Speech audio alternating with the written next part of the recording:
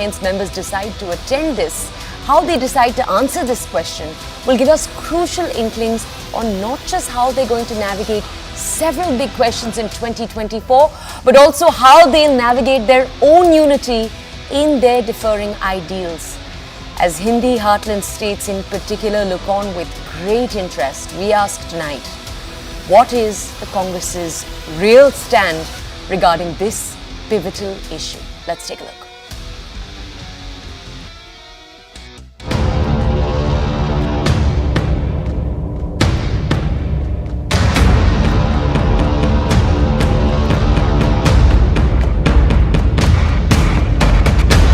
India is for everybody. It is in our constitution. You got to respect all religion. If you want to celebrate, more power to you. I have no issue with it. But do not politicize religion. I think this kind of sort of putting the Congress leadership in a box and saying, if you go, that means you are playing into the BJP's hands. If you don't go, that means you're anti-Hindu. I mean, this kind of thing is nonsense. What are we supposed to do? And क्या होगा? राम मंदिर जो है एक minute से घेऊन जनतेमध्ये काही वेगळं मत तयार करण्याचा त्यांचा प्रयत्न आहे यापेक्षा दुसरं काही दिसत. तो हम क्या बैठे हैं क्या इन्विटेशन का इंतजार करके? जब उनका बीजेपी का प्रोग्राम खत्म हो जाएगा तो हम जाएंगे राम लल्ला का दर्शन करने. जिन नेताओं को बुलाना जाना चाहिए, जिन नेताओं को नहीं बुलाया जाना चाहिए, ये भी एक पार्टी विशेष तय कर रही है. हम इस पर अपना अफसोस जाहिर कर रहे हैं. हमारी पार्टी को अगर निमंत्रण मिला तो हम इसमें अवश्य हिस्सा लेंगे.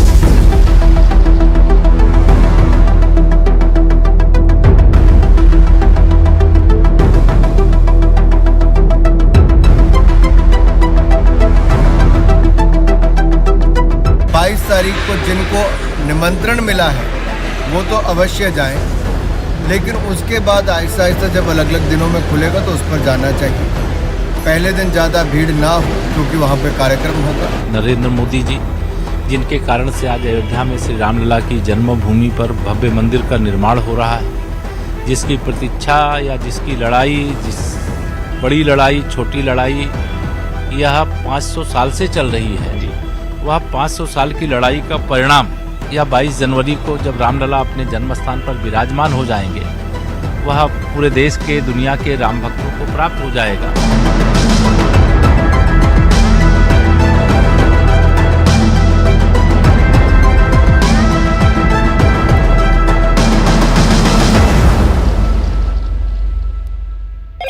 Hello, Moto.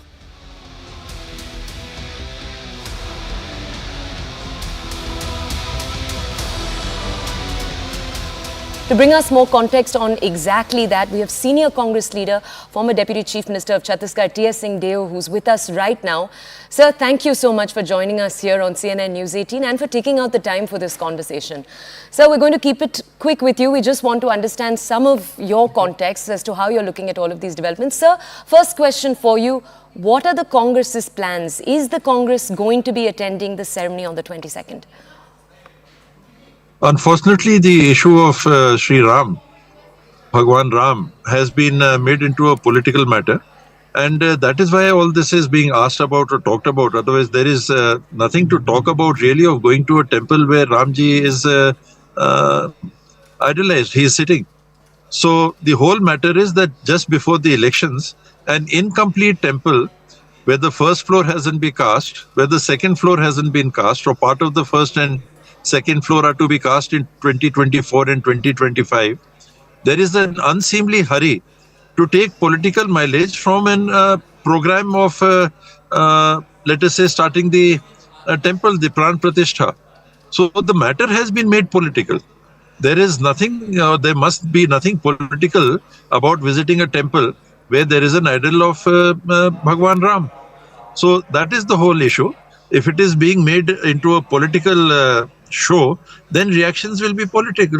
Sure. Had it been just a religious matter, I don't think anybody would have been talking about it even. Everybody would want to go at their convenience or at an appropriate auspicious time. And many thousands and lakhs and crores would be visiting the temple. Absolutely. So, sir, I do want to ask you though, what does that mean? Is that a yes or a no, sir? I'm only asking you because we've had other alliance partners of yours come out and do exactly that, give a yes or a no. CPIM, for example, we were just telling our audiences from the Samajwadi Party, Dimple Yadav seeming like it is a yes from them. So, what is the Congress's stance? I won't be able to talk on behalf of the Congress. For one, I'm not an invitee, and I'm sure crores of Congress persons will be visiting the temple. Okay. Why is it so important to visit it on that particular day? Okay. The organizer has asked, in fact, the people not to come in large numbers. So it's been made into a sort of a show that some people have been asked to come and attend. It's become that sort of a thing. Okay. It's far removed from the religious aspect. Mr. Deo, sir, can I just ask you one more question though? We've seen statements come in yesterday morning from Sam Pitroda. A few hours after that, we saw the Congress MP Shashi Tharoor put out a statement. I understand that your point is that you are not the spokesperson, the formal spokesperson. Why doesn't the Congress put out a concrete statement saying exactly what you just said? I'm sure they would, because the matter has been politicized. The matter is entirely political now rather than religious. Had it been just religious, there would have been no question of yes or no. Everybody would like to go. But since it is a matter of a show before the Lok Sabha elections, people will think and give their answer. Some have said yes, some have said no. Okay, sir, I'll just ask you two more questions. Sir, there's a outfit in Kerala that is closely aligned with your ally, the IUML in Kerala. They in particular are asking, what is the Congress's answer? Give us some sense of direction. In fact, they've said, and I'm going to quote here, the Congress stand that the party can attend the ceremony is only meant to prevent depletion of Hindu votes in North India. It's this soft Hindutva approach of the Congress that has taken the party to the present situation. Sir, any direction, any sense of direction to your allies here? It is not a matter of soft Hindutva, because Congress very clearly has stated on many occasions, the topmost leadership, that Congress is a secular thinking party, and it will always remain a completely secular thinking party. And secularism for me is what Swami Vivekananda said, that I accept all religions. I have reached the realization of Brahm, he said, by following the paths of every religion. Ram Krishna ji said, tolerate all religions. His disciple Vivekananda ji said, accept all religions. So that for me is secularism, and that for me is the way one should live in this society, in the world. Okay, sir, can I ask you, our reporters who were covering the INDIA meeting that took place very recently, they said that there was this understanding that when it came to the Ram Mandir issue, there was a need to set the narrative, to set the agenda from the beginning. Is the announcement of the Nyaya Yatra yesterday, the fact that we can expect that the Yatra will be somewhere in the northeast when this is taking place, is that the Congress attempt to set the narrative during the Ram Mandir inauguration? I don't think so. Because this invitation is for a very limited number of people. It is not for Congress persons, it is not for BJP persons, it is not for any other party person or members of the community, Indian community, this country's community. It is for a very select few people. So any other program, there was a lot of suggestions being put up to Rahul ji to have this next phase of the Bharat Jodo Yatra, which eventually he has decided to go ahead with. I don't see any connection, because they would not be common people attending or being asked to attend or being invited to either of the events. Okay. And so I do want to ask you, Adhir Ranjan Chaudhary, Sonia Gandhi, these are leaders who have been personally invited for this. Could we see, because you did say a statement is incoming, it will happen. When could we see that statement by, sir, from the Congress, just making clear their stance? 22nd of Jan is a far way off. We'll enter into the new year, and I think when matters become politically ticklish, people would like to respond in a balanced sort of a way. People will not be allowed to take political mileage of one statement or the other, which is the attempt.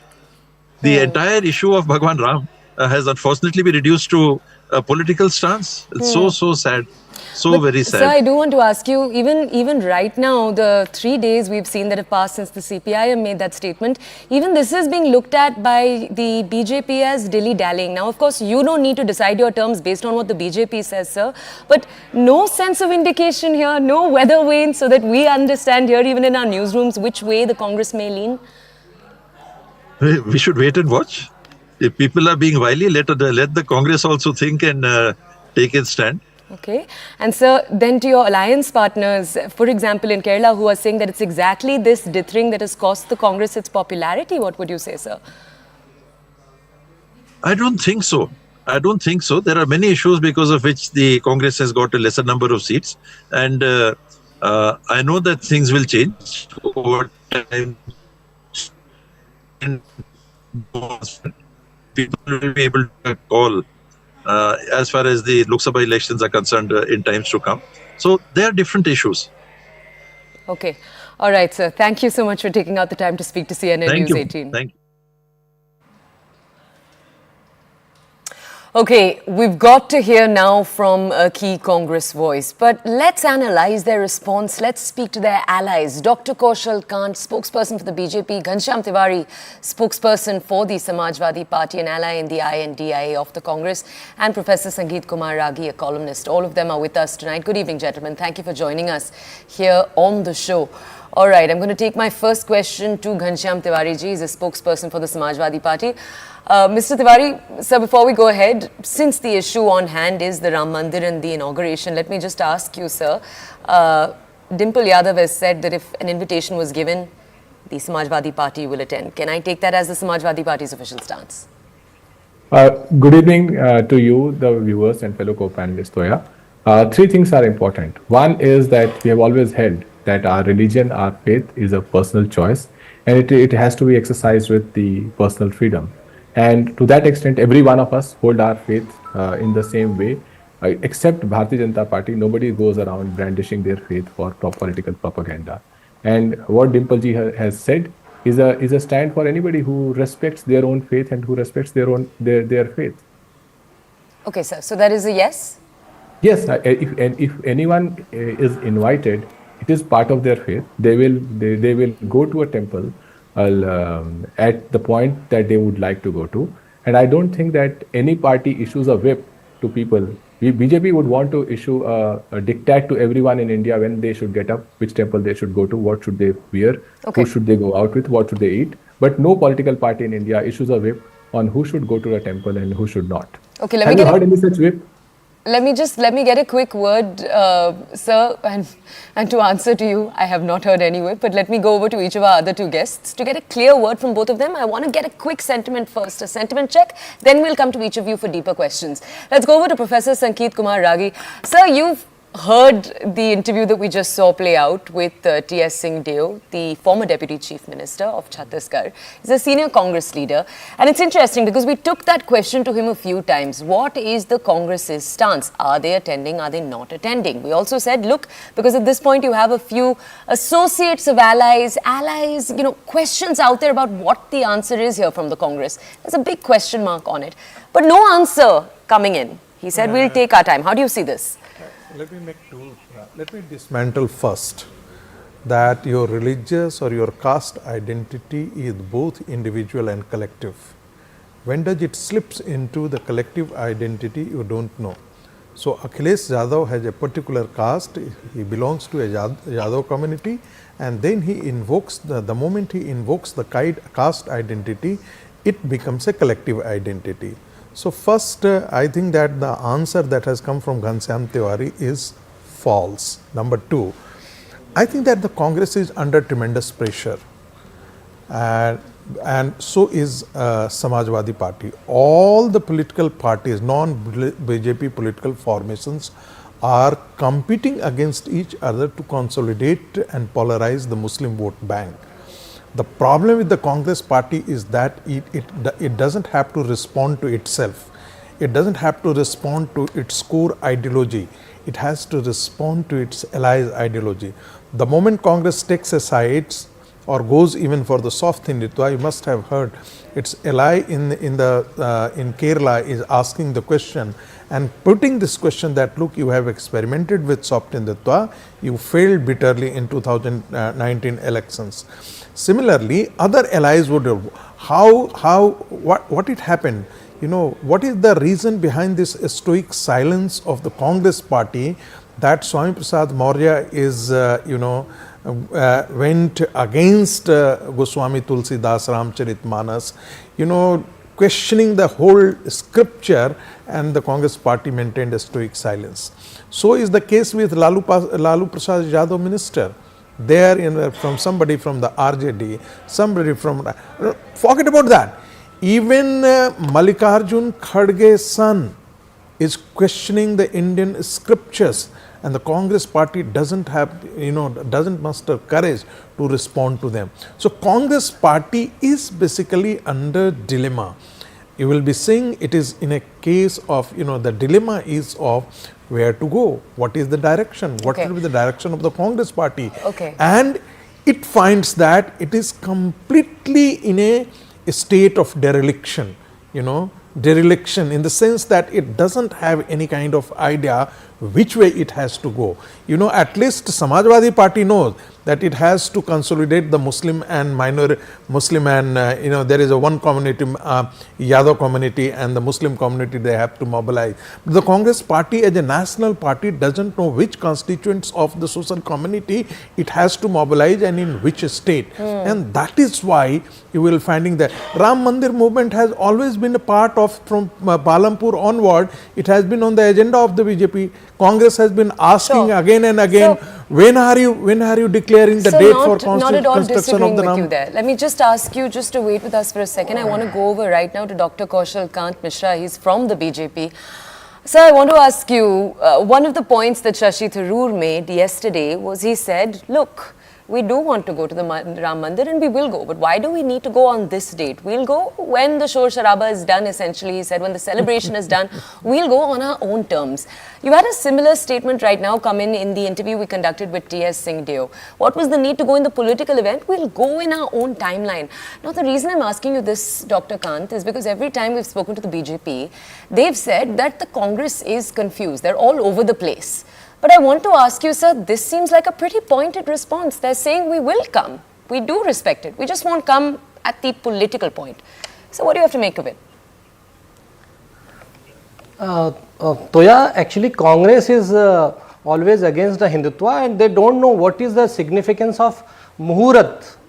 The Muhurat which is there for few seconds only. That is important. They don't know anything about Hindutva. They don't know anything about how the Muhurat comes and how much importance it has got. Even the T.S. Singh Deo was itself is saying when the people feel the time is correct, then they will come. But here the time is best for Ram temple, and that is the Muhurat. The Congress will never understand why the Muhurat is important, because they are Chunavi Hindu, not the real Hindu. This is one. Two, the Congress leader was, you asked the question about the Kerala IUML was asking. Congress has opened one shop, what they call Mohabbat Ki Dukaan. And in that Mohabbat Ki Dukaan, one salesman of IUML is there, and what they say, kill Hindus and hang them in their temples. This is their salesman in Mohabbat Ki Dukaan. And that is why Congress is confused, because they don't know what to do. Yes, at least Samajwadi is clear that to whom they should address. They are addressing they have decided that they will come to the event. At least they know little bit, but Congress is totally confused. Okay, sir, I didn't understand your IUML example, but sir, one second. Doctor, I do want to understand from you. If you could just give me a succinct answer here to 1 second. When you have Shashi Tharoor, for example, saying, I'll come at a different moment, I do want to come. And Shashi Tharoor, and frankly, we're going to bring up the list of Congress leaders that have been quite open about their leanings, their practicing of the religion. What is wrong with them saying this, sir? You're saying they're not respecting the Muharram, but beyond that, sir, what else? That is what is most important. This event, this Muhurat, comes for after 500 years. in the history of India I can give you for the Ram temple. can I That give is you the best muhurat, and those who are true Hindu, they should come. And yes, they can come in later, because right now if they come, it become a public event, political event, and their vote bank will get little bit destroyed about that. That is the main thing. That is why they are not coming, and they are not clear and they are confused. This is the main point. Okay, all right. Let's go over to Ghanshyam Tiwari ji. Mr. Tiwari, I'm sorry. Sir, we'll come back to you in 1 second. Mr. Tiwari had his finger up. Mr. Tiwari, I do want to ask you here, and I know we're asking you about an ally, but I do want to understand, sir. It's important to point out, Kamal Nath sent 12 silver bricks for the building of the Ram Mandir. It's not just him. Digvijay Singh's been very, very open. And I'm talking about two key Madhya Pradesh leaders here when I bring their names up. Digvijay Singh went as far as to say that Sonia Gandhi or someone from the senior leadership will 100% attend. And he said this as recently as yesterday, Wednesday. So I just want to understand from you, Mr. Tiwari, do you as an ally get frustrated when you have senior key leaders like the ones I've just named hinting very, very warmly that they are going to attend, but then still a lack of clarity seemingly from the party? There are two things, Toya, here. One, that do you think my faith, your faith, Professor Sangeet Ragi's faith, or Dr. Mishra's faith is a matter of national agenda? Or in contrast, do you think Manipur is a matter of national agenda? That 140 members of parliament were thrown out of parliament. Laws were passed that Kaushal Mishra cannot defend here, cannot even repeat here. That's the level of lack of knowledge that exists across the country about the laws that were passed in the current parliament session. Professor Sangeet Ragi, a remarkable professor in Delhi University, cannot repeat the laws that were passed in this parliament session because they were not discussed, they were not publicly debated. Is that a matter of national agenda? Whether my faith is a matter of national agenda, or whether Manipur is, whether those laws is, whether Kashmir is, or whether fact that there are reports getting Mr. published Tiwari, that one out of two. One second, let me just come back to you. I'm not going to unemployed. stop you from speaking. I want to come back to you with a counter question here, sir.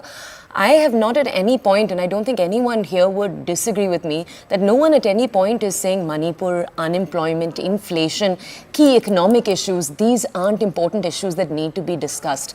But sir, one thing that India has been very clear on, and come in here with your own perspective, is that we practice our secularism by practicing and celebrating our religions. We're different, for example, from a France where there is that separation. So sir, if there is this celebration taking place where you do have key leaders coming across, what is the harm, sir? There's no harm. I'm just saying that my faith is not national agenda, but these national agenda are not the agenda of Bharatiya Janata Party for 2024. But I'm not at all saying, sir, one second, I'm not saying your faith. I am not saying, Mr. Tiwari, sir, I will let you answer, but one second, please don't misquote me, sir. I'm not saying. You asked a 3-sentence question and you do not have the patience to hear 3 words. Sir, please don't question my patience, sir. I have the patience to hear you, but what I'm not understanding, sir, no one's questioning your personal faith or the faith of the Congress, sir. We're asking. Can you allow me to complete? Please. Sir, go ahead. But where the separation you're trying to make, I'm not. You can repeat yourself. You may not understand, but I'm speaking to your viewers. It's not a mutual persuasion project. Sure, right? go ahead, Allow sir. me to speak to your viewers. That I'm saying that, look, one, as Professor Sangeet Ragi, who knows RSS in and out, he said that caste is part of your social identity. Sure. And the Chief Minister of BJP is saying to 80% of Indians who are from Shudra Varna, saying that you are meant to serve Brahmins, Vaishyas and Kshatriyas. That is what Manusmriti says, and that is the agenda of Bharatiya Janata Party. The rest of the India believes in constitution. So for BJP, the Mandir project, this ability to create a blind devotion, whether your career may not be important, where the fact that their brand ambassador is Braj Bhushan Singh in the Ramayana of 2024, where every girl has to fear about the kind of person they are going to meet in their pursuit of career, even if that career is illustrious to get India Olympic medals. That is the Ramayana BJP is building. All I am saying is we at India Alliance don't see this as a national agenda. We see the agenda of jobs. We see the agenda of dismantling of parliamentary structure. We see the agenda of a burning Manipur where the Prime Minister is afraid to go, where a Kargil war hero's wife was paraded naked and yet the Prime Minister did not show courage to visit. We see a national agenda of Kashmir which is unsettled right now, and we term that as national agenda. If you want me to answer about what my allies are feeling about, you can ask me about the national agenda that we are constructing. If you ask me that whether Kamal Nath ji's faith is of the kind of brand of Hindutva that BJP wants, or whether Digvijay Singh's faith is the brand of Hindutva that BJP wants, I don't know. That is their faith. I practice my faith in the way I want to. They practice their faith they want. Only BJP wants blinded faith in this country, where Braj Bhushan is the new ambassador of Ram, where jobs are not important, where burning Manipur and a dismantled parliament is not important. Okay, but sir, on this show, over the last few days, we have brought up and we have had entire debates around, for example, the wrestlers that you're talking about, the women and their comments, BJP's treatment of them. We've talked about all of that, sir. We've also talked about Manipur. So when you are talking about national agenda, I do believe that there is place for example, a Ram Mandir. Not for BJP. As much, sir. BJP So, but that doesn't matter, sir. You're not answerable on this show. So you're not answerable on this show to the BJP. You're answerable to us, your audiences. Yes. That's why I'm asking you, sir. So you are saying that because you had discussed this and you think this is national agenda, I think it is national agenda, but BJP does not think. BJP, whole and soul, BJP, RSS today bat with Braj Bhushan Singh. The man is accused of molesting and assaulting 1,000 women. This is on live camera. Do you think that over here, Kaushal Mishra feels ashamed that Braj Bhushan Singh is their member of parliament, or Professor Sangeet Ragi, with all the credentials of a professor and RSS expert, feels ashamed that somebody like Braj Bhushan Singh is the ambassador for BJP in this Ramayana of 2024? They don't. He is a symbol of pride. So they is Mr. for Tiwari. BJP. So I must tell parliament you. So is not one second. agenda. I must tell you. While I respect you questioning. 1 second. You have to let me speak too. I am the anchor after all, sir. I do respect you asking these questions of the BJP. I promise you, we've done that every single other day.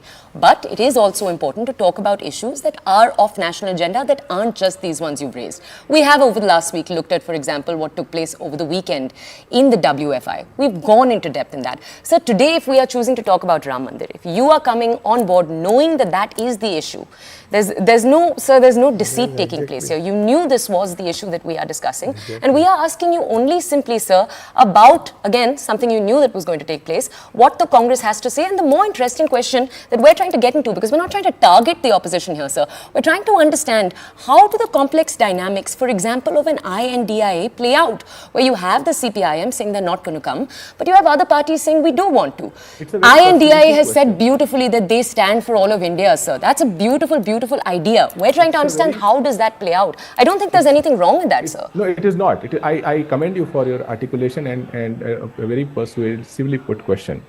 I have answered point blank in a very clear manner that we believe that faith is an individual agenda in India, and these other things are national agenda. We are not discussing among India Alliance how people are going to practice their faith and how are they going to be part of the celebration of Ram temple. Everyone will visit the temple when they want, with their family, without the camera in the temple, without the propaganda in the background, without pointing finger that Mr. Mishra is not a true Hindu because he is not going on Muhurat, or Mr. Ragi is not a true Hindu because he is not going on Muhurat. Even LK Advani is not going on Muhurat. Even Murli Manohar. Right. We've talked about that. We've talked about that. We are not going to create these false narratives. We are saying that we will practice our faith with full celebration, with our family, with all our joys, without the political propaganda behind it. But BJP wants the political propaganda. That is where the difference arises. Okay, Mr. Tiwari, stay with us. Let's go over to the two other speakers we have, because I haven't gone over to them and I've not given them enough time. Professor Sangeet Kumar Ragi, if I could ask you to respond, I'm even going to come to the BJP's Dr. Kaushal Kant. I'm sorry for keeping you waiting, but I do want to go to the professor first. Professor, go ahead. I think that the question that you had before Mr. Ghanshyam Tiwari of physics, but he was answering as if it was a chemistry paper. So the question was all about Ram temple and why the Samajwadi Party, and what is the response of Samajwadi Party and its allies, including the Congress Party. But he talked about all rest issues. They are important, as you said. Important is that which Kaushal says, Muhurt. Suppose that I don't attend your marriage without any reason, and I visit your house 10 days after. So then you will be having grudges why you didn't attend my marriage party. So there is importance of Muhurta. It's a historical moment. It is a liberation. It is the day of liberation of a temple which was destroyed 500 years back by the invaders, and the Pran Pratishtha has a special significance. And the Pran Pratishtha, the date and time of the Pran Pratishtha has been decided not by the political masters but by the Pandits who know this wisdom, and therefore you don't question that why right now, why not sometime else. That can be a political question, and important is that why Congress and other allies are in a state of disarray. They know it, that this is going to give a political mileage to the BJP. They have a fear, because the BJP had committed, always have been committed to the Ram temple, and it is coming true. Now the people, the sentiments of the people, the Hindus as well as those who are not radical Muslims, even they are part of this celebration. Only those who are radical in mind, like Asauddin Owaisi, they would be saying that masjid tha, masjid hai, or taumr masjid rahega, and a time will come. There is also one segment of the society which says that let us multiply. If we multiply in number, a time will come when we will outnumber the Hindus, and then we will get back again this mosque. So this kind of also the attitude and the mindset is working in the society, in certain section of society. It is not very dominant. It is not very dominant at all. It is seeding within a certain section of society. But that's a deeply problematic suggestion, right? Especially because because I would not have said so, because this has already come in public domain. Some of the political leaders from the particular community have already made this. So one or two leaders making 10 leaders making that comment doesn't speak for an entire community. That's fine. That there are people from the organization. Would you accept that? Coming from the Muslim Personal Law Board, members are articulating this kind of attitude. So again, it doesn't make a difference. It doesn't make a difference. Important point is that all issues are important. But today you had come to discuss Ram Temple, Mr. Tiwari. You are not here to discuss the inflation. On inflation, on unemployment, there has been talk, and we always have been talking on the inflation. We all been talking on the unemployment. We have been talking on China. We have been talking on the border issues. Today you knew it very well that Congress party statements have come on the Ram temple, Samajwadi party statements have come on Ram temple. We are discussing in that way. Unfortunately, the framework of the Harvard cannot understand the framework of India. This is the problem. Professor, and that is why that is why the people sitting 10,000 miles away from India, Sam Pitroda is saying that the Prime Minister is going temple to temple. Professor, one second. Let me just go over to Dr. Kaushal Kant Mishra, spokesperson for the BJP. I want to shift this debate entirely for a second, Dr. Mishra, and ask you something that almost turns this on top of its head. Sir, I want to ask you, do you think it's possible that the INDIA, by not answering this question, by showing that this question is being asked again and again, is perhaps trying to make a salient point that the agenda is being shifted? What do I mean when I say that, sir? The Congress just announced their Nyaya Yatra dates. We know that the Congress's central issue again and again has been inflation, has been unemployment. Sir, do you think that by not making it clear whether or not they will attend, they are in fact trying to get the public's focus back to those issues, the issues that say actually matter? So about Congress, I can only say that whenever there is an issue of Ram or Ram Mandir, the Congress is always create a hindrance. But I will come back to my friend Ghanshyam Tiwari ji. He says, and I will show you the hypocrisy of Samajwadi Party, not him, but Samajwadi Party. Caste is a social reality, but religion, especially Hindu religion, is social stigma. It is not reality. What a great concept of society. Second, Mr. Tiwari has sold so many things. But what about Swami Prasad Maurya, who is publishing some new Ramcharit Manas under the leadership of Akhilesh Yadav? Why he is keeping mum about that? And after the Priyank Khadge's statement against the Sanatan Dharma, show me any statement by Akhilesh Yadav ji criticizing them, or any statement by any Indi Gathbandhan people who because Salman Khurshid says ISIS and Boko Haram. Okay, sir, quick counter question to you there. I'm going to allow you to continue. No, sir, I'm not stopping you. No, Doctor, please, I'm not stopping you. One second. I do want to ask you though. to what the INDI has said, which is that every faction of ours is allowed their own answer. We don't need to answer to what the DMK is saying. They have a different political ideology that is down south in Tamil Nadu. We don't need to answer for that. To that, sir, what is the BJP's problem? But that is what now. So yeah, that is what the real answer is. They have opened a Mohabbat ki dukaan in which the salesman is like DMK. Salesman is IUML. I don't know whether you know about IUML or not.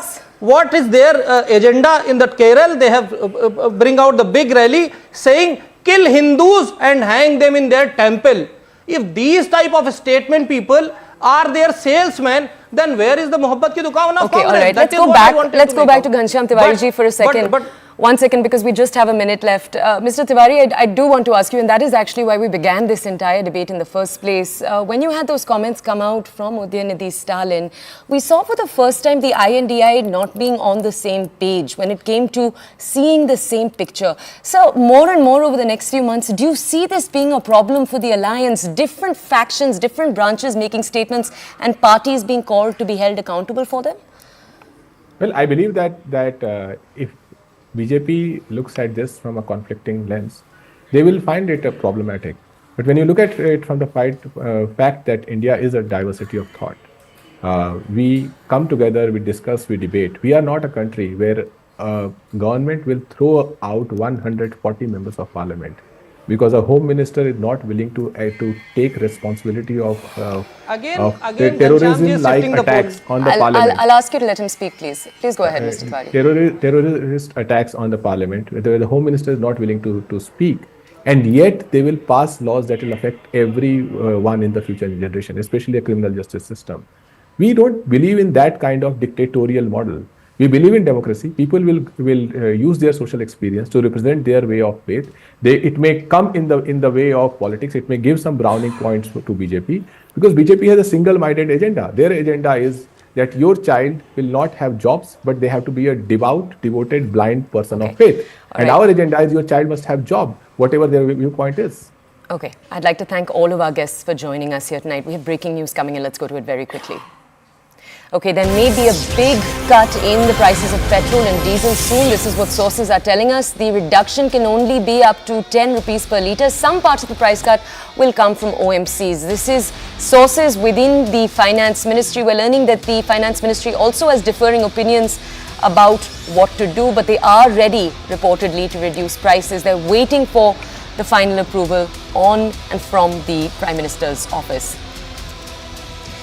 Okay, we have Lakshman Roy with us from CNBC Awaaz to bring us more context on this news. Lakshman ji, can you bring us more context, please?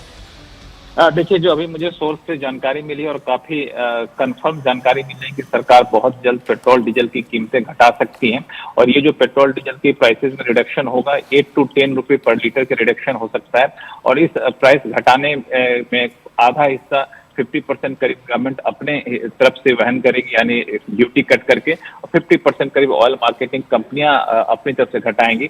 और ये घटाने के पीछे एक सबसे बड़ी वजह यह है कि क्रूड ऑयल की प्राइसेस काफी ज्यादा कम हुई हैं। अगर हम लोग देखें, एवरेज निकालें क्रूड ऑयल के प्राइसेस का, तो ये करीब $77 पर बैरल के आसपास रहा है, जो कि इससे पहले 99, 95, $100 तक जाता था। 2 महीने से लगातार क्रूड ऑयल की प्राइसेस काफी कम हुई हैं, तो जाहिर तौर पर ऑयल मार्केटिंग कंपनियों का मुनाफा ही बढ़ा है, तो सरकार इस मुनाफे को आम पब्लिक के पास ऑन करना चाहती है। यही वजह कि पेट्रोल डीजल की कीमतें घटाने का प्रस्ताव है, और सोर्सेज का कहना है कि फाइनेंस मिनिस्ट्री और पेट्रोलियम मिनिस्ट्री दोनों इस प्रस्ताव पर पिछले करीब 1 महीने से विचार कर रही थी, और 2-3 ऑप्शन बनाकर रखी हुई है। इसमें सबसे ज्यादा वर्केबल ऑप्शन जो है वो है कि 8 से 10 रुपए पर लीटर प्राइस को कट किया जाए, और इस पे पेट्रोलियम मिनिस्ट्री और फाइनेंस मिनिस्ट्री के बीच कमोबेश सहमति बनी हुई है। सिर्फ प्राइम मिनिस्टर ऑफिस से फाइनल ग्रीन सिग्नल का इंतजार किया जा रहा है। और अगर आपको नए साल पे इस बात की घोषणा हो जाए तो मुझे आश्चर्य नहीं होगा, क्योंकि आमतौर पे सरकार ऐसे मौके तलाशती रहती है जब ऐसी बड़ी खबर, राहत देने वाली खबर होती है। और ये सिर्फ पेट्रोल डीजल की कीमतों में कटौती नहीं होगी, इससे इन्फ्लेशन पर भी बहुत ज्यादा असर पड़ेगा। इन्फ्लेशन में काबू पाने में सरकार काफी हद तक कामयाब हुई। इसलिए सरकार, मुझे लगता है कि चुनाव से पहले और बहुत जल्द, चुनाव से पहले तो बहुत दूर तक की बात हो सकती है, लेकिन मेरा जो इंडिकेशन है, बहुत जल्द सरकार पेट्रोल डीजल की कीमतें घटा सकती है। Okay, all right, sir. इस जानकारी के लिए धन्यवाद. We're going to head into a quick break. On the other side, more of the country's top stories. Let's take a look. The Congress party sounding the 2024 poll bugle from Nagpur. They're sending a message to the country and to the BJP right from RSS's turf. Is it ready for the 2024 Mahayudh as it takes on the NDA government? That debate, but after a very quick break.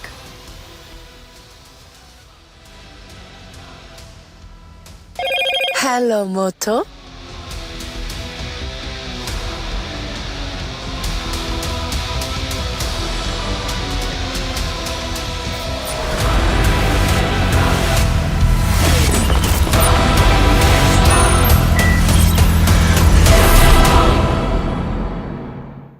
Co-powered by the two floor of the temple is are fully complete. On the ground floor there is going to be Ram Lala, the idol of Ram Lala. On the first floor there is going to be Ram Darbar. But as far as the usage of the second floor is concerned, there is less clarity about it, which the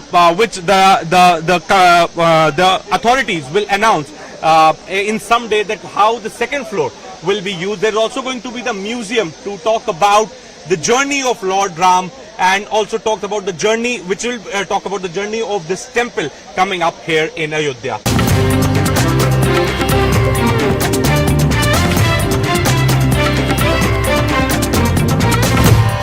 Well, right now we are inside the Grand Ram Temple Tirth Kshetra premises. In fact, this premises is spread over 77 acres, and we are bringing this exclusive images from inside the Ram Temple premises where we are reporting from. You can see this Grand Ram Temple is being constructed. We have been told that the ground floor and the first floor is almost ready.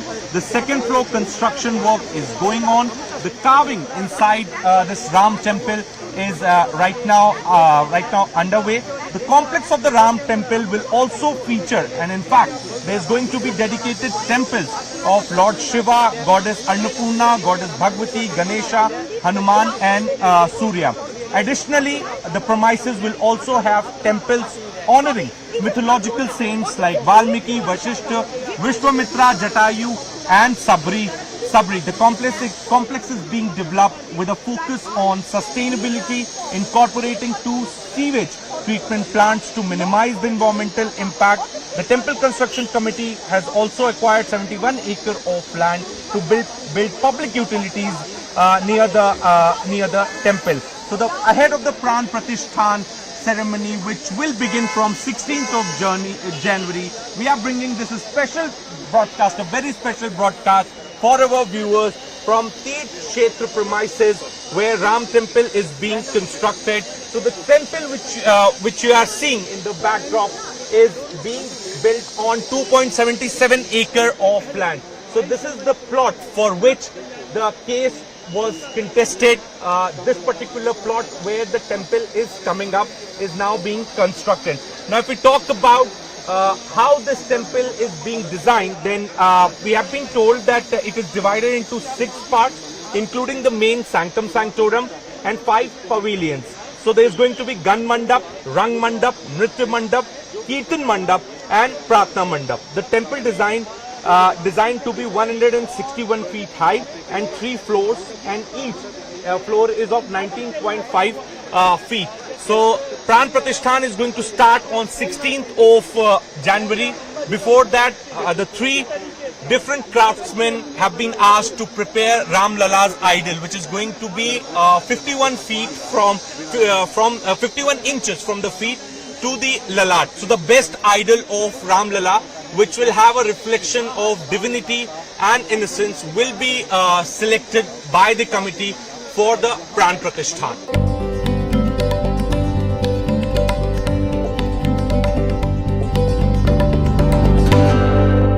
हमारे साथ अनिल मिश्रा जी मौजूद हैं। Ram temple लगभग बन के तैयार हो चुका है, सेकंड फ्लोर का जो काम है वो जारी है। आपसे समझना चाहूंगा जो दूसरी इमारत है मंदिर के बगल में, ये इमारत किस चीज की बनाई जा रही है और इसका क्या इंपॉर्टेंस होने जा रहा है? वो उसी बंसी पहाड़ पर पत्थर की है। हाँ। ये परकोटा है, पूर्वी दिशा का परकोटा। हाँ। उसका प्रवेश द्वार आपको दिखाई पड़ रहा है। हाँ।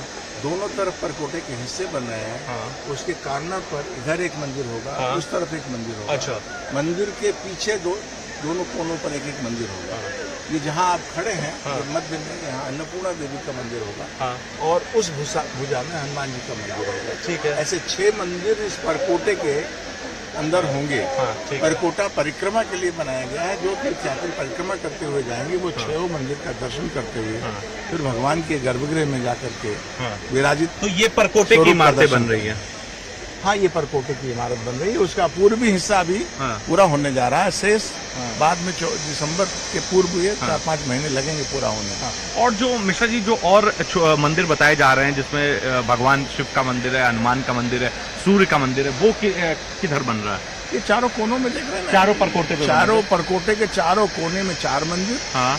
दाहिनी भुजा और बाईं भुजा में के मध्य में एक एक मंदिर बनेगा। और जो वाल्मीकि और वशिष्ठ का मंदिर जो बताया जा रहा है, मंदिर के उधर दक्षिणी तरफ ऐसे मंडप बन रहे हैं। वो 7 मंडप, सप्त मंडपम जिसको हम कहेंगे, 7 लोगों के मंडप जो राम के काल के जो उनके सहयोगी हैं, जिन्होंने उनको शिक्षा दिया, ज्ञान दिया, इन सबके मंदिर वहाँ रहे।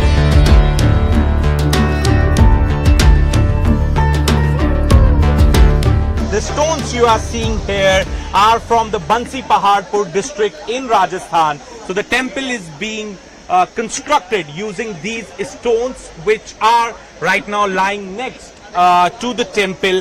And in the background you can see the construction of temple work is going on. Heavy machines, JCBs are being used to construct the temple. We are being told that the 2-floor work is over, the ground floor and first floor is ready. The second floor construction.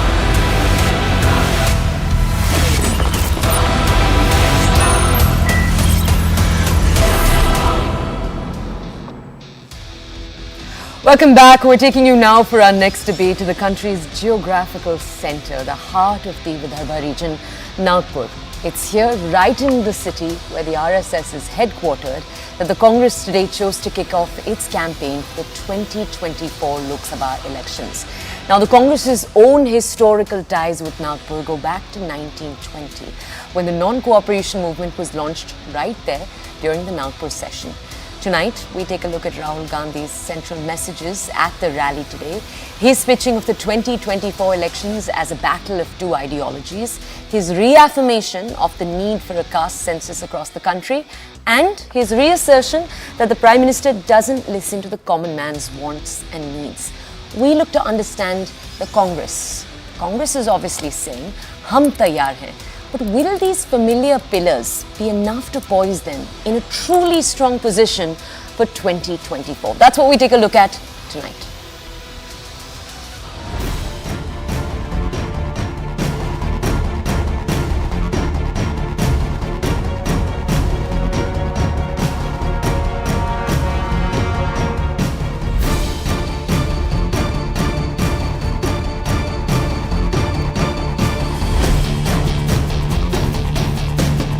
उनकी विचारधारा राजाओं की विचारधारा है, किसी की सुननी नहीं। ऑर्डर ऊपर से आएगा, आपको ऑर्डर का पालन करना पड़ेगा। आरएसएस भी जो पैदा हुई यहीं से हुई और आज यही आरएसएस देश को बर्बाद कर रही है। और ये जो संघ की सरकार है, अगर इसको नहीं रोक सके तो देश बर्बादी की ओर जाएगा।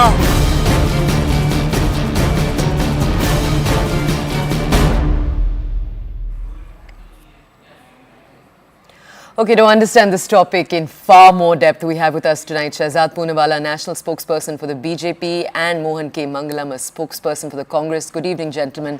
Thank you for joining us right here on the channel. Okay, I'm going to come over to both of you just to get your initial responses. Of course, Mohan, I expect yours to be largely positive to what it is that Rahul Gandhi said today.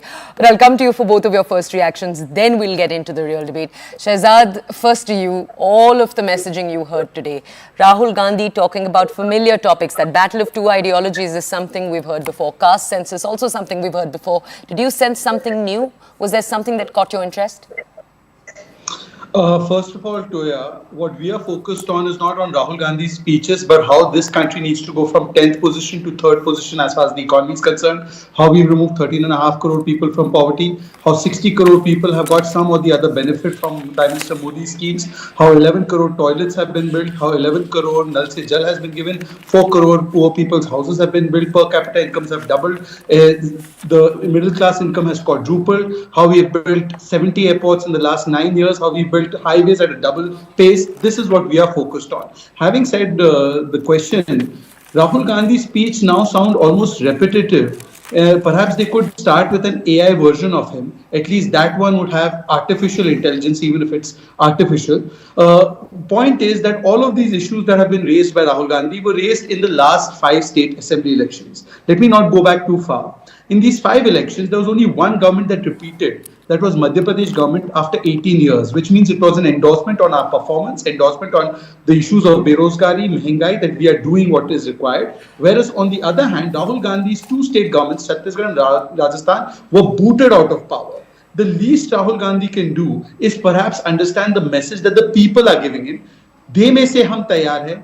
Janta is saying, "Hum aapke liye taiyar hain." And by the way, in Nagpur, today on the day when they had this meeting, Mr. Sanjay Raut has categorically snubbed Congress party's leader Ashok Chavan, who was the last chief minister, one of the big chief ministers they had in Maharashtra, and he has said that we will contest 23 seats. So I think he should start not with Nyay Yatra, but with Indi Jodo Yatra. And just a factoid, today the Congress party does not complete 139 years, actually 138 years. This is actually Congress Indira, which split from the original Congress, the Congress syndicate. So, anyways, they want to take credit for everything. They are welcome to. But this was actually the version of Congress that came up in 1969 when Indira Gandhi split from the syndicate. Okay, Mr. Mangalam, do you want to go ahead? I heard him talking about using AI, and I think the Prime Minister just used AI, but the people of Tamil Nadu still couldn't understand or couldn't care less about what he said in his speech. Now, Mr. Gandhi has talked about many of the themes that he mentioned today, but I think today's speech was all-encompassing and centered around the main 3 themes of economic, social, and political equality, or nyaya. And he drew some really good parallels. I mean, he started off making sure that he draws a distinction between our ideology and that of the BJP RSS. He drew very distinct parallels between the monarchs of yesteryears, pre-independence, and the East India Company, along with how the BJP now cooperates with Adani and Co to concentrate all power and money. And he talked about very important issues of unemployment and the number of issues facing the youth of India today. He talked about the capture of institutions when it came to political justice, and how how all states are facing this sort of pseudo leadership by the governors, and there is legislation now that is stuck because the vice chancellors in universities in many states are basically being planted in as ex-RSS people who aren't really qualified to be there.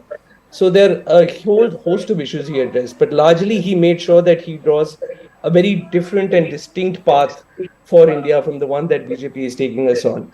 And for all the facts and figures that Mr. Shehzad Poonawalla quoted, the reality is that India still has one of the most unequal populations in terms of income inequality, and we still have some major challenges there in terms of redistribution of wealth and resources. Okay, Mr. Mangalam, Shehzad, I'll give you a chance to respond to that in a second, but Mr. Mangalam, I do want to come to you with one more question before we go ahead. A lot of the key planks that we saw Rahul Gandhi bring up right now were key planks also of the elections we've seen play out. I just want to understand from you, how does the Congress look at the losses in Madhya Pradesh, Chhattisgarh and Rajasthan? I'm only focusing on them because a lot of the key areas, so the caste census, for example, economy, for example, these were focuses of the Congress plank there too, but they didn't resonate. I'm not debating whether or not they are important at all, but I am saying they didn't seem to resonate as much. What has the Congress's analysis on that been? So, I think both those elections are state elections that were fought on state issues. Yes, those larger issues are always pervading in every election that we talk about. But while those elections were fought, most of the media was very clear on the fact that these are state elections not being fought under the leadership of whether Mr. Modi or Mr. Gandhi. Those individual leaders, the individual candidates, their strengths and weaknesses, the local factors in the ground, a whole host of issues were the reasons why we lost in those two states. I mean, we can have a whole show talking about every seat there and the reasons behind them. I don't think, as you yourself said, it makes these issues unimportant or not as important in the larger national picture. I think these issues are very much national issues and are going to, and whether we improve on these indicators or we deprecate on these indicators is going to depend on national policies more so than I think individual states. Okay, let's go over to Shehzad. Shehzad, I'm sorry for having kept you waiting there. I do want to understand, though, from you this response that the Congress has, and this is not just, of course, Mr. Mangalam, it's something we've heard the Congress point to again and again, that if you look at the numbers, yes, if you look at the macro numbers, it is a pretty picture, but if you look at the numbers, retail inflation, for example, June, July, high tomato prices, our audience members will remember. So when you really break down those numbers, it isn't such a pretty picture for the BJP, is what we've heard the Congress argue again and again, and they continue to say the common man will speak up. Shehzad, how do you see this?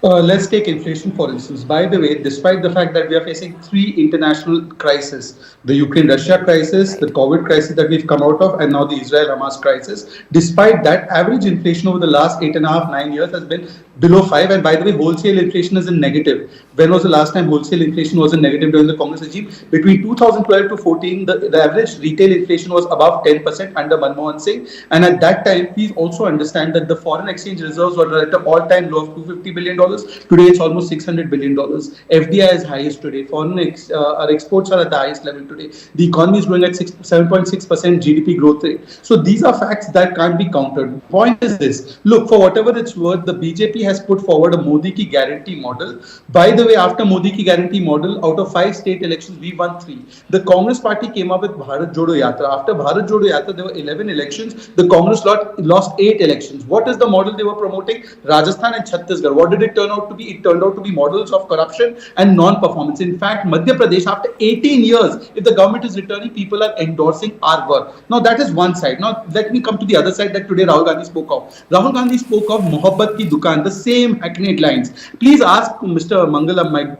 and he's a very erudite spokesperson, may I ask him that when Mr. Ellen Govan says that Ramji is Kalpanik, when Mr. Maran, even though his video is an old video, says that people of North India will clean toilets, when Mr. Senthil Kumar says Gaumutra Rajya, when these statements are made time and again by DMK spokespersons like Mr. Nehru, Mr. Bharti, continuously, and Revanth Reddy, your chief minister, goes on and says that the Kurmi DNA is less than the Telangana DNA, BR DNA is less than Telangana DNA. Is this Mohabbat ki Dukaan? The kind of vitriol that you unleashed on Sanatan and Hindu, whether it's Priyank Kharge saying Sanatan is like a disease, whether it's Udayanidhi Stalin saying Sanatan should be eradicated, or whether it is a whole range of leaders who have questioned the existence of Prabhu Ram. All of these statements fall into the ambit of Mohabbat ki Dukaan. Okay, Shehzad, just let me give Mohan K. Mangalam a chance to speak here. Mr. Mangalam, I just want to, please, of course, feel free to respond to everything Shehzad has just said, but I also just want to point us to, for example, because we've talked about this, Madhya Pradesh. 39 lakh people unemployed there. Madhya Pradesh voting back the BJP into power. Sir, I'm asking you this because in the Congress's own thinking, somewhere is there the thought that these issues, if they had to work so far, they would have worked. I'm not talking once again about if they're important. I'm saying they don't seem to be resonating. Where, sir, does the Congress thinking differ with what I'm trying to say here? So, Toya, I think maybe where I would differ with you is pointing to that one issue and saying that it is now unimportant, or rather not important enough to win us an election. It's a deeply important issue. Deeply important issue. I mean, and insofar as electoral victories are concerned, let's stick to that, because I think that's what you're alluding to. So, insofar as electoral victories are concerned, this is also an issue that was brought up in a major way, I think, last by Tejasvi Yadav when they were fighting the Bihar elections. And that was a pretty close election, if I remember. In fact, I think the difference of margin of victory or loss was, a few hundred votes in as many seats as there was required for one person to form government or the other. And he pretty much fought his entire election, if I remember, on the plank of unemployment. He said that the unemployed people are the only caste that matters. So we have seen an election where unemployment and using that or channeling that or bringing light to that has gained dividends, but everything else also has to happen at the same time. You must have local candidates that work out well, that don't have a severe anti-incumbency. You must have maybe a local leader who resonates more than ours did. You have all the issues at the same time. I don't even take one issue. Now, Shehzad said so many things at the same time. It's going to be a challenge for me to respond to all of them, but let me try and say that the Sanatan Dharam issue has been clarified ad nauseum. The way in Tamil Nadu, because I'm from Tamil Nadu, I can tell you that when the DMK leaders, Udayanidhi Stalin, etc., talk about Sanatan Dharam, they are chiefly talking about the caste system. It is almost a proxy for caste system when we say Sanatan Dharam in Tamil Nadu. Let me clarify that. When Mr. Ilangovan says that Ram is Kalpanik, that is his choice. I think Hinduism has room for atheism as well. We do not want to insult or hurt anyone's religious sentiments. And when the Dharmapuri MP, Senthil Kumar, said Gaumutra, he apologized for it. He expressed regret for it. Mr. Mangalam, one second. We're running out of time, so I just want to ask you one quick question here, sir. 3 elections. We just saw 5 elections. Let's focus on the 3 that the BJP won, because of course the Congress won Telangana. But in the 3 that the BJP won, sir, it's important to point out no chief ministerial face announced. They won it pretty much on the face of the Prime Minister, sir. The big question with the INDI has been, what's the Prime Ministerial face? The Congress says, Hain Tayyar Hum. When the nation asks, who's your face though? Whose face are we laying trust in? What is the Congress's answer going to be, sir? I think the thrust of Mr. Gandhi's speech today, if you were to take away one thing from that, would be sort of the re-democratization of what is now an electoral autocracy. We are not a presidential system. We are a Westminster parliamentary system where we have members of parliament who are elected. In fact, in his speech, he talks about a member of parliament who went to BJP, was in Congress, and says that it's like Gulami there. My voice is not heard. I don't have any input into the decision-making process. So therein lies the answer to that, which is we don't believe that our political system should work in sort of a presidential contest between 2 personalities. And I think we're on the side of Ambedkar here, where we're not promoting cult of personality for anybody. Okay, Mr. Mangalam, thank you. Shehzad, I'm so sorry we have run out of time. All right, with that and with those answers from the Congress, from the BJP, stepping into just a few days away from 2024, but preparing us for 2024, we'd like to thank you for staying with us over the last 1 hour. This was Hard Facts with me, Toya Singh.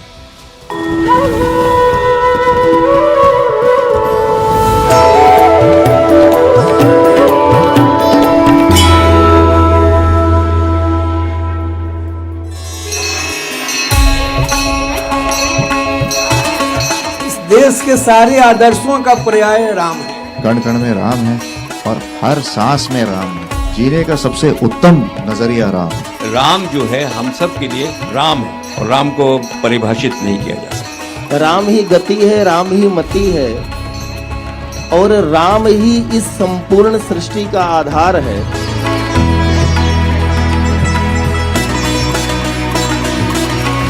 Namaste, Jai Hind, and welcome to this very, very special broadcast. It's Ram Mandir for India. I'm Anand Narsimhan, and ladies and gentlemen, even as all of Bharat is waiting for a grand Pran Pratishtha of Ram Lalla at Ram Lalla Virajman,